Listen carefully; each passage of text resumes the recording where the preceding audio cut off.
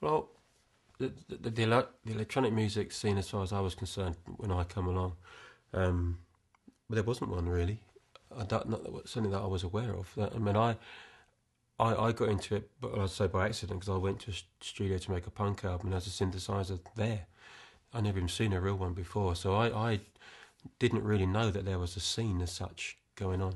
Then I found out about Ultravox, obviously, and then I found out about Human League, but all in different cities. So it seemed as if there were little groups of people in different cities around the UK that were kind of doing it in isolation, and nobody had really done anything. And a lot of us either only just got a deal or didn't have a deal at all. And so there wasn't really a movement as such, and it needed something to kind of bring it all together and to bring it to the public's attention. And I think it was just a matter of time before somebody had the right song or the right opportunity, perhaps, and it all came together. But it was very, very different to punk, and there was no connection between the two. If in many respects, I think electronic music was kind of I don't know if it's a reaction to punk, because it wasn't a reaction, but a very different way of thinking. Punk was all about social statement and many other things, and electronic music wasn't. It's right back to music and trying something new and experimenting and so on.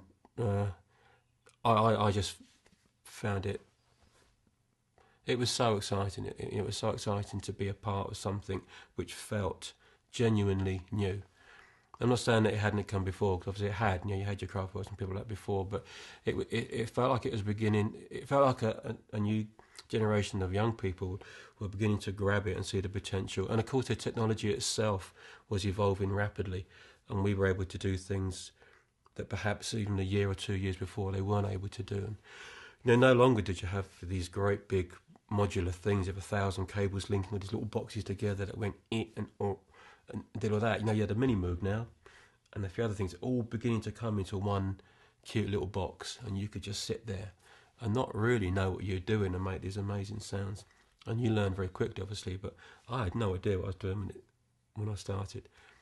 But that didn't even matter in the slightest, because it was just about sound. It wasn't about music, almost, in a way, I suppose. Or certainly wasn't about technique. It was about creating noises.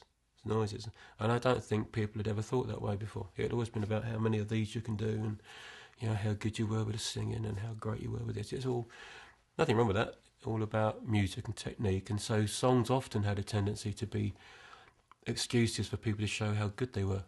So every song you heard would have a guitar solo in it, and it got really boring, predictably boring. And electronic music came along, and we were dealing in none of that. But we were trying to make sounds that people had never heard before. And it's just a very different way of thinking about music.